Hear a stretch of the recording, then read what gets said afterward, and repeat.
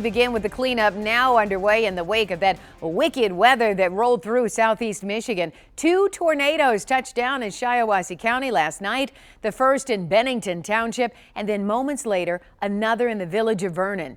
Here's a bird's eye view of the widespread damage today as crews assessed the aftermath and began recovery operations. The tornadoes carving paths of destruction for several miles, uprooting trees, tearing off rooftops, and knocking out power to thousands of people. Miraculously, no one was seriously injured, but 12 families are now homeless, and many more have serious work ahead before getting back to normal. The National Weather Service has been in Shiawassee County all day long, surveying all the damage and investigating the storm's path. And that's where we find Chief Meteorologist Dave Rexroth on the ground with a first-hand look at nature's fury. Dave, what have you found since you've been there? Well, obviously a lot of damage. This is from the second tornado you talked about. We'll talk to the Weather Service folks about the survey in just a second, but we're on the corner of Bancroft and Newburgh Road. You can see this was a second-story home. The top almost completely gone. It is actually sagged off the side, and it's hanging over the bottom part of the house here on the far side there, about 1.5 feet. Very unstable situation, so we're staying back away from the house. They've got crews here working on it.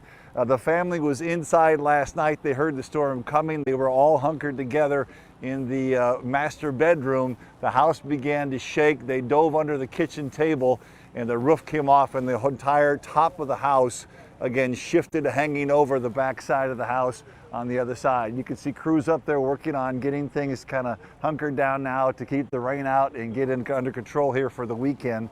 A very tough go there. Notice the top of the house, obviously more damage than the bottom of the house. And that's why we always tell you lowest level interior rooms. Some of these corners gone, the roof collapsed and peeled off.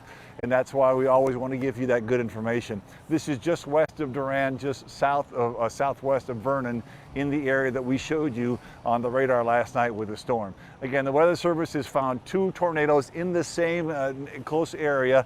Here's what they had to say while they're out on the survey today.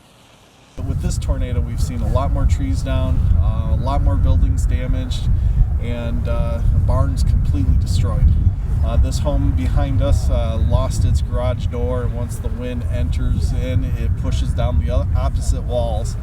And so unfortunately in our homes, our garage door is usually our weakest point when it comes to wind security. That was Rich Pullman with the National Weather Service talking about weak points, garage doors, corners of houses, upper floors versus bottom floors here again. So the good news is nobody was hurt here. In this area, there's other damage around this intersection too. We'll talk about it more as we go throughout the evening, but thankfully, again, nobody hurt. There's a lot of pain involved with this kind of a situation, but no physical pain. That's the good news. We've got more on where the tornado started, where they went, what they looked like last night with Mike Taylor. He's in the studio now. Mike? Yes, Dave, the damage is very impressive as far as what happened. Now, one thing that we noticed on radar just less than 24 hours ago is what we call a TDS, a tornado debris signature. This was the rotation indicated on radar, actually just west of the area where you were standing. But this is what we call the TDS. When the radar turns bright blue like that, that means it's lofting debris.